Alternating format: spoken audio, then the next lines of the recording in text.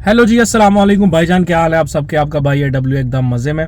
आज का जो व्लॉग का सारा सीन है वो कुछ इस तरह है कि एक अदद गाड़ी पिछले कोई 1 साल से मैं चला रहा था जिसका नाम है पिकांटो। और ये गाड़ी आपके भाई के दिल के बहुत ही ज़्यादा करीब थी। क्या भाई लग्जरी गाड़ी है, क्या ड्राइविंग, क्या इसकी रोड ग्रिप और मतलब क्या ही इसके मामलात हैं सारे। खैर वो अब हमने सेल कर दी है। सेल क्यों की है इस व्लॉग में मैं आपको वो बताऊंगा। और सेकंड थिंग जो हम डिस्कस करेंगे इस व्लॉग में कि अब हम आगे दूसरी कौन सी गाड़ी खरीदेंगे। तो लेट्स स्टार्ट। जिन लोगों को पिकांटो के बारे में नहीं पता कि पिकांटो चीज़ क्या है, let me tell you. Picanto basically एक किया वालों ने गाड़ी निकाली थी आज से तकरीबन कोई 4-5 साल पहले, और जो कि 1000 सीसी है और बड़ी स्मूथ गाड़ी भाईजान, बहुत ही अच्छी गाड़ी। लेकिन हम उसको डिस्कस नहीं करेंगे। हम डिस्कस करेंगे कि हमने सेल किस तरह की और कितने में सेल की और नेक्स्ट कौन सी खरीदेंगे। पहली बात तो इसको सेल करने के लिए हमने भाईजान अब्बा जी से शर्त लगाई, क्योंकि मेरी जो गाड़ी थी वो 2019 और 2020 की रजिस्ट्रेशन थी। तो अब जाहिर है 19 मॉडल है, 20 की रजिस्ट्रेशन है। दिसंबर के बाद 2026 चढ़ जाना था।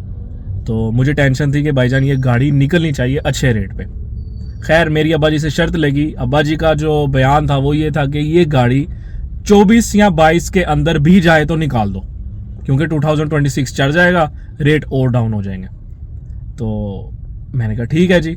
हमने भाई मार्केट फिरी, वही रेट मिल रहा था 22-24 सेम वही चीज़ें मिल रही थी। फिर मेरे जहन में एक चीज़ आई कि क्यों ना मैं पाक व्हील्स कॉन्टैक्ट करता हूं और उनकी जो हैसल फ्री ऑप्शन है उस पर क्लिक करके उनसे सर्विस लेता हूं। सारी जितनी भी डीलिंग्स है पाक व्हील कंट्रोल करेगा। मुझे सिर्फ तब कॉल आएगी जब मुझे वो एक अमाउंट बताएंगे कि अहमद साहब आपको ये अमाउंट अच्छी लग रही है, हम बंदा लेके आते हैं। मैंने कहा डन। तो ऐसा ही हुआ, बंदा वो लेके आए और मेरी गाड़ी 2.7 मिलियन के अंदर सोल्ड हो चुकी हुई है। तो अल्हम्दुलिल्लाह भाईजान एक बहुत अच्छी हैंडसम अमाउंट के अंदर मेरी गाड़ी सेल हुई है। और पाक व्हील्स डील से क्या मुराद है कि जब आप कोई भी गाड़ी सेल करते हैं तो पाक व्हील सबसे पहले उस गाड़ी की इंस्पेक्शन के लिए आपको कॉल करता है। जैसे मुझे कॉल की गई थी कि अहमद साहब हम इस गाड़ी की इंस्पेक्शन करने आपके घर आ जाएं। और इंस्पेक्शन के टाइम जो वो लेते हैं 1 से 1.5 घंटा होता है, जिसके अंदर वो इंजन चेक करते हैं, सीट कवर्स चेक करते हैं, गाड़ी की परफॉर्मेंस चेक करते हैं, ब्रेक्स चेक करते हैं, ईच एंड एवरीथिंग चेक करते हैं। वो 100% जेन्युइन और ओरिजिनल रिजल्ट्स के साथ एक रिपोर्ट तैयार करके देते हैं, जिस रिपोर्ट के अंदर मेरी जो रेटिंग्स आई थी वो थी 10/9.2। अल्हम्दुलिल्लाह। यहाँ तक खत्म नहीं होती, इसके बाद 2 से 3 दिन बाद वो दोबारा एक इंस्पेक्शन फाइनल होती है, जब जो बायर होता है वो कंफर्म कर देता है कि भाईजान रिपोर्ट ओके है, मुझे आपकी जुबान पे यकीन है और मैं अब गाड़ी को फाइनल इंस्पेक्ट करना चाह रहा हूँ। उस खरीदने से पहले एक इंस्पेक्शन फाइनल दोबारा होती है। वहां पे वो ये चीज चेक करते हैं कि जो 3 से 4 दिन का गैप आया है वहां पे कोई स्क्रैच तो नहीं पड़ा, कोई आपका ऐसा डेंट B1 या B2 कोई ऐसा डेंट तो नहीं पड़ा जो कि हम रिपोर्ट के अंदर ला सकें। और वो रिपोर्ट डन होने के बाद आपकी गाड़ी बायर खरीदता है ऑन कैश। कैश आपकी मर्जी है, आप जिस तरह उसको डिमांड करते हैं। खैर मैंने तो बैंकिंग सिस्टम यूज किया था, वैसे मेरे सारे जो पैसे थे वो मेरे बैंक में अंदर ट्रांसफर हुए थे बैठे बैठे। ऑन द स्पॉट बायोमेट्रिक होगी, गाड़ी उस बंदे के नाम ट्रांसफर होगी, files each and everything sign होगा, डीओ आपको एक मिलेगा और उसके बाद आप सुकून से अपनी गाड़ी की चाबी उसको दें और टाटा बाय बाय। ये है भाईजान हैसल फ्री पाक व्हील्स की ऑप्शन, जो कि मुझे बहुत अच्छी लगी है। Do must try this option.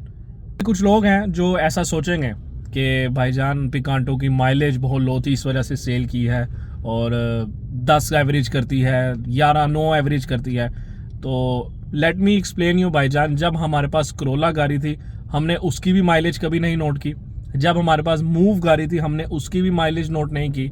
फिर उसके बाद हमारे पास प्रियस आई, हमारे पास उसके बाद वैगनार आई है, हमने उसकी भी माइलेज नोट नहीं की। तो हम पिकांटो की माइलेज क्यों नोट करें भाईजान? यू नो माइलेज ऐसा नहीं है आपके भाई को नोट नहीं करनी आती, लेकिन जरूरत ही नहीं है भाई। इशू सिर्फ ये था कि आपको पता है मैंने अभी घर रिसेंटली चेंज किया है, जैसे आपने मेरे पिछले व्लॉग में देखा है कि हम शिफ्ट हुए हैं अभी किसी दूसरे घर में। तो वहाँ पे थोड़ा सा जगह का इशू चल रहा था, लिहाजा जब तक मेरा घर कंप्लीट नहीं होगा तब तक हम इसको सेल कर देंगे और जब बनेगा कोई दूसरी गाड़ी अल्लाह ताला हमें दे देगा। तो दिस इज़ द रीज़न ये पिकांटो को सेल करने का। और अब जो नेक्स्ट लेनी है वो भाईजान मैं सोच रहा हूँ थोड़ा सा सरप्राइज़ रखूँ। तो मिलते हैं आपसे फिर इंशाल्लाह अपने नेक्स्ट व्लॉग में। दुआओं में याद रखिए। अल्लाह हाफिज़।